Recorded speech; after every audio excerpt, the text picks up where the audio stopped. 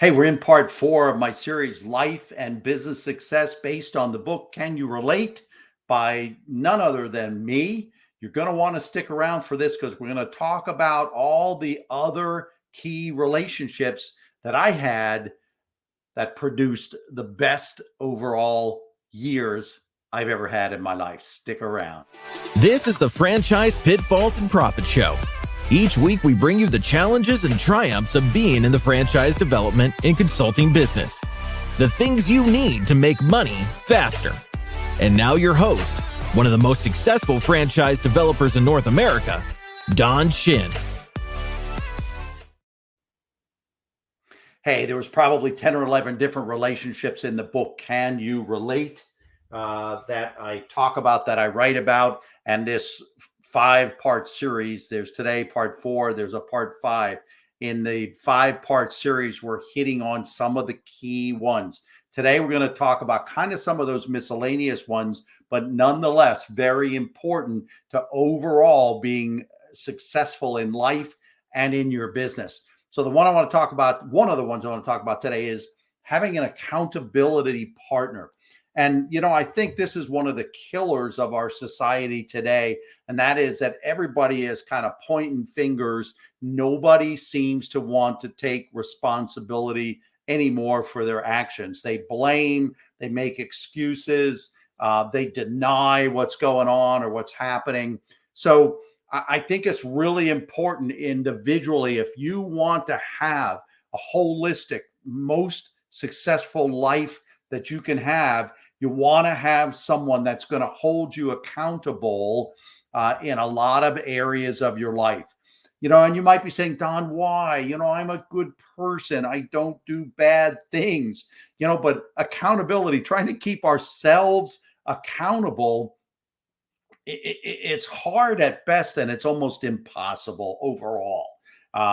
Because, for example, let's say you've been wanting to have a healthier life.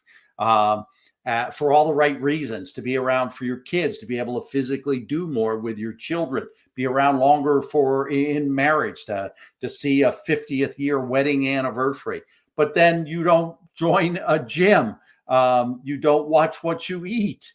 You just don't do the things you need to do, yet you have this big goal of wanting to be more healthy.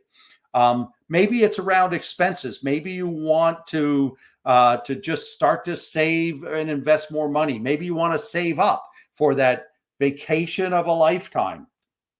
And yet, where do we see you every morning? You're in the drive-through getting that $8 Starbucks. By the way, I go through the drive-through and I do get a $5 latte.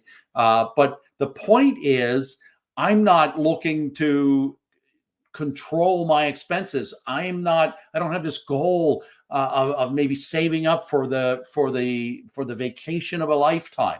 So you want to be sure that someone is going to be in that place to be able to help hold you accountable. There could be other bigger things that you need to be held accountable to. Maybe, candidly, maybe you need to break a bad habit of drinking. Maybe you're not really an alcoholic, because then you need to go to more structured professional help and care, maybe like AA. But maybe you just know you need to be cutting back on your alcohol consumption. This is a big deal. This is a big thing. And so, again, it's some of those types of things that it's going to be very, very difficult for you to probably hold yourself individually accountable. And it's not that you're bad, or it's not that you don't have self-control. Everybody needs, I believe, to really maximize your life and maximize your holistic success. I think everybody needs to have that go-to person that they know, have a great trust relationship with them, and they know that person is going to tell them the truth, and it's going to really help them in the long run, because they are willing to do what's not nice sometimes, but is necessary in order to help you be who you want to be. Now, I just mentioned something. Finding that person isn't necessarily going to be something that's super easy. And I would say you don't want to do this and then tackle the hardest, biggest things in life. You want to go it with it smaller things. You want to work on smaller things.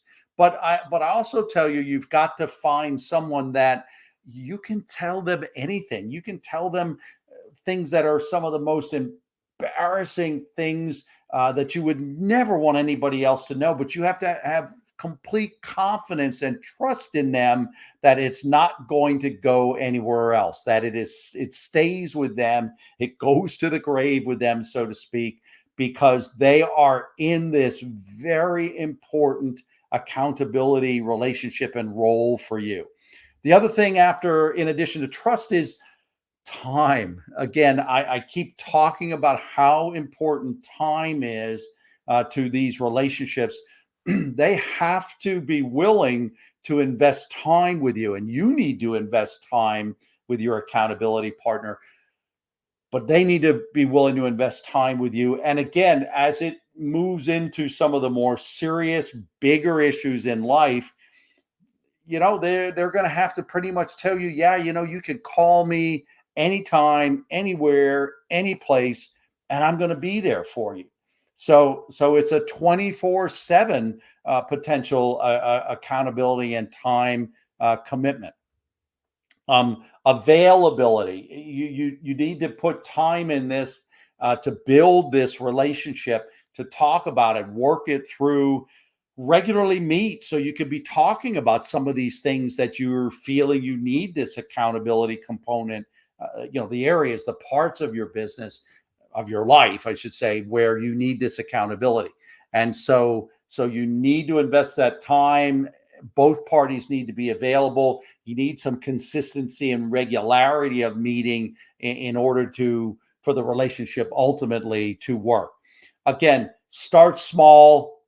Don't try to tackle the biggest areas of your life. There'll be some trial and error. Be prepared. There'll be some trial and error on building that trust, on the types of things that you'll share, but it's well worth doing it. And by the way, it can't be your spouse. Absolutely. I don't care how great a friend, they're your best friend. This accountability role cannot be your spouse. Okay. Some of the other areas I wanted to talk about, I just group them in as trusted advisors. So I recommend not to go it alone. You have major things in life, major areas of life that you don't want to go it alone. There are people that this is their expertise. These things are their specialties. They are trained, they are educated, they get continuing education in these areas.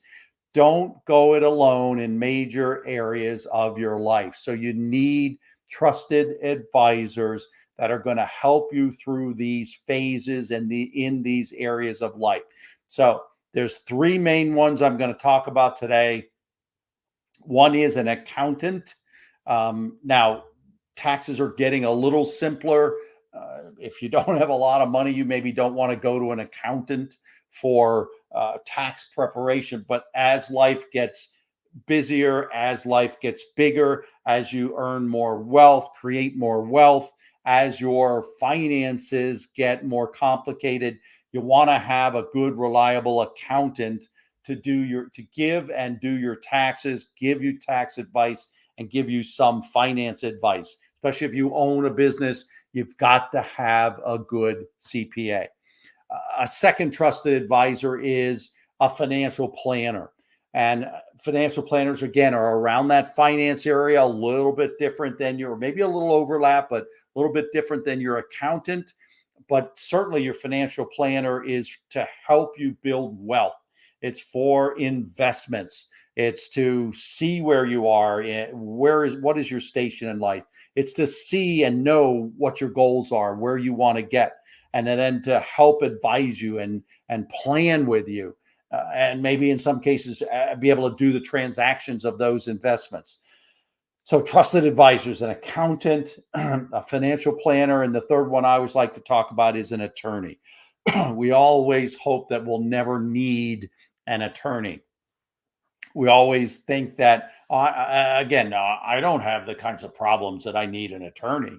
Well, there are a lot of fundamental basics of life that you should have an attorney for. So, for example, you get married, certainly you have children, you need a will, a fundamental basic of life. You need a will. You would never want to leave it to the law, leave it to the government to decide how your monies and your wealth might be spread, how your children are cared for should something happen to you before they're adults. So you want an attorney for some basic life events. Property purchasing, you want a real estate attorney to be sure the transactions are done well, the deeds and things are properly registered. Starting a business, you absolutely need an attorney. I'm shocked at the number of the business people that really don't have a good business attorney that they can go to and work with. If you have a partnership in your business, oh my goodness, have someone write a quality partnership agreement so that should someone pass away, should someone get mad at you and want to leave the business, how is the business entity going to be dealt with? And then, of course, as you build wealth, whether you're a business owner or not, as you build wealth, you want to have an estate planning attorney. Heard recently about a very, very wealthy man, well known in the community, died unexpectedly of a heart attack at the age of 60. And he had some estate planning for some of the more obvious things that he was involved in, but there were a lot of smaller areas that he never told anybody about. And so you need to have a trusted estate planning attorney that knows about all of your ventures, knows about all of what's going on in your area. So again, today was all about